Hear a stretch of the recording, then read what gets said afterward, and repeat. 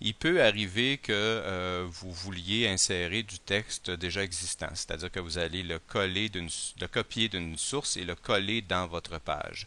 En faisant ça, très souvent, vous allez traîner tous les codes de mise en page qui viennent avec le texte. Et si ces codes-là ne sont pas compatibles avec votre système de gestion de contenu, ça risque de créer des incompatibilités et de joyeux maux de tête, je vous le garantis. Donc, pour contrer ça, il suffit de passer par le petit outil qu'il y a ici qui s'appelle coller du texte simple. Alors, supposons par exemple que je suis sur le site de Culture Communication Conditions féminines et que, bon, j'aime bien là, ce texte-là, je voudrais bien l'insérer dans ma page web. Alors, je le sélectionne, je clique à droite de ma souris, je fais copier. J'aurais pu aussi utiliser le raccourci clavier CTRL-C. Je retourne dans mon système de gestion de contenu et je clique sur mon icône coller du texte simple. Et je lis avec vous, utilisez CTRL-V sur votre clavier pour coller le texte dans la fenêtre.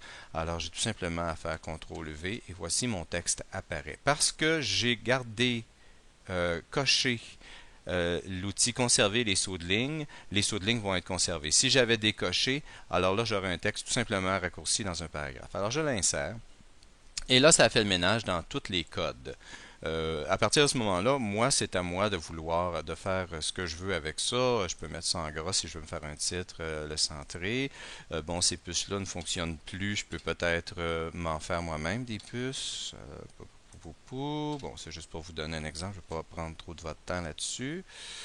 Alors, je pourrais faire ça comme ça, me repositionner en haut ici, mettre ma petite puce à moi, et puis faire ça comme ça. Faire ça comme ça. Et puis, tiens, ici, mettre ça en italique. Et puis, le changer de couleur. On va mettre une couleur agréable à l'œil. Disons, ce vert forêt-là. Voilà, c'est fait. Je mets à jour la page.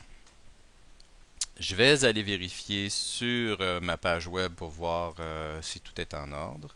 Et voilà, mon texte est arrivé avec ma mise en page personnelle. Maintenant, vous avez vu que je suis allé chercher du texte dans un site web. Ce texte-là appartient à quelqu'un.